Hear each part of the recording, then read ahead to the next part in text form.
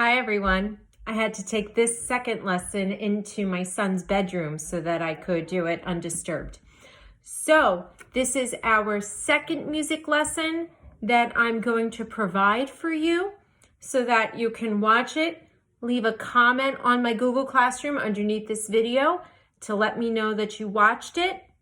And then I will give you credit for having participated in the class, and you will have met my expectation for music class. So I think for those of you who had trouble getting onto the Google Meets, you'd be interested in taking that opportunity to do that. Okay? So this next lesson will address a couple of things. We're going to see how following a listening map can help us to keep track of where we are in music.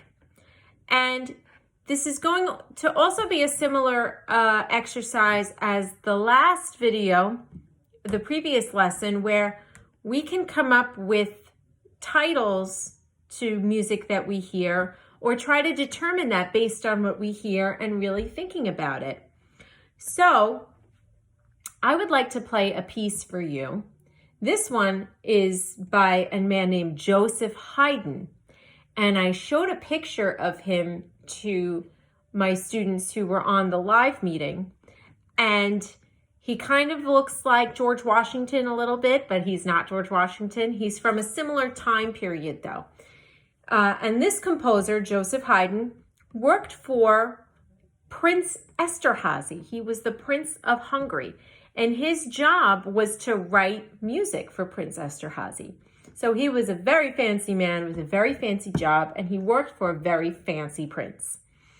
So he wrote so much music that he actually had to come up with a formula or a format so that he could just type in different notes. He didn't type, but he wrote different notes, just plugged different things in, but used a format so that all of the pieces would sound different, but he could come out with new music much more easily.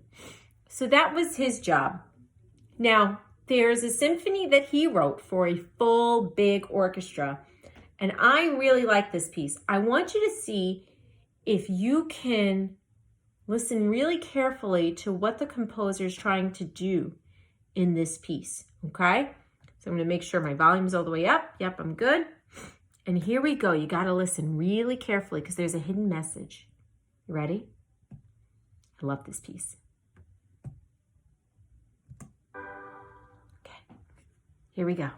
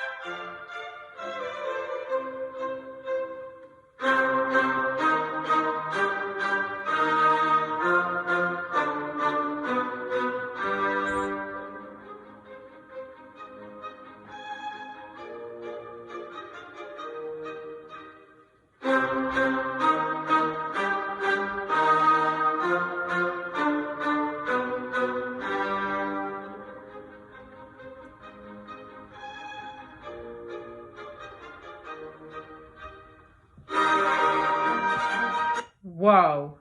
All right. I think that's about all we can handle of this music. My goodness, that gets me every time. So, what did you hear when you heard that piece? So I heard violins, violas, cellos, and basses, right? So all of those instruments are part of what we call the strings family, because it's the thing that produces the noise is the strings on those instruments, right? I also heard some flutes and some clarinets, I think, and oboe. Maybe not so much clarinet, I think more oboe than anything else. So we hear a bunch of different instruments that we would find in an orchestra. That's really cool. What else did we hear? Well, some parts of the music were really soft, and some parts of the music were really loud. Did we expect that loud music? I didn't. It caught me off guard, right? So if you had to come up with a title for that piece, what would you have come up with? I had a student who said I would call it The Loud Whisper. And I thought that was so creative, because there are parts that sound like a whisper, and then there are parts that are really loud. That makes a lot of sense. I had another student who said that they would call it the boom. That makes sense too, because all of a sudden in the music, it was like it went boom. It was really, really loud. Now, the thing that I want you to really think about is that boom was not expected. You didn't think that that was coming. And maybe it caught you off guard. Maybe it surprised you. And so we would call this, and actually the official title of this symphony is called the Surprise Symphony, because it's a surprise. You didn't expect it. Now I want to show you this listening map that I have here. I'm going to start from the beginning of that piece. And I want you to see where the music stops in the listening map. So let's see if we can use this listening map to keep track of where we are. So I'm going to take my camera. I'm going to turn it around. This is the recording that I'm using. And then the next thing you're going to see after I hit play is the listening map. So here we go.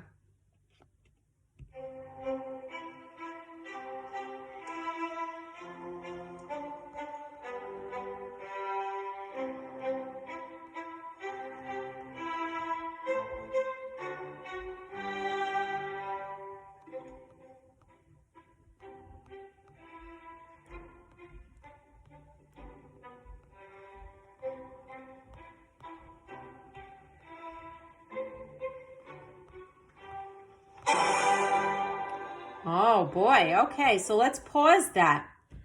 Where did this listening map stop? Because this listening map doesn't show the whole piece, it only showed a portion of it, right? This last giant footprint, because all of these are footprints, it's as if you're walking with the music. This last giant footprint stopped at the loud booming noise in the piece. Yeah, so we can use listening maps to follow along. This section represented the beginning, where the volume of the song was at like sort of a medium level, and then it got gray because the music got soft. And then for that last noise, it was nice and big and dark, right? So you see how following a listening map can help you to keep track of music? Yeah. Very interesting. Okay, so that is our last music lesson. So don't forget to comment on the Google Classroom page underneath this video and let me know that you watched it. And then I will give you an ME on your report card for meeting the expectation. All right. that being said, this is our last music lesson. I'm a little sad. I miss you guys so much. I hope to see you in September. I hope we'll be back in school. I hope you have a wonderful summer. I hope you get to rest up. I hope you get to spend quality time with your family.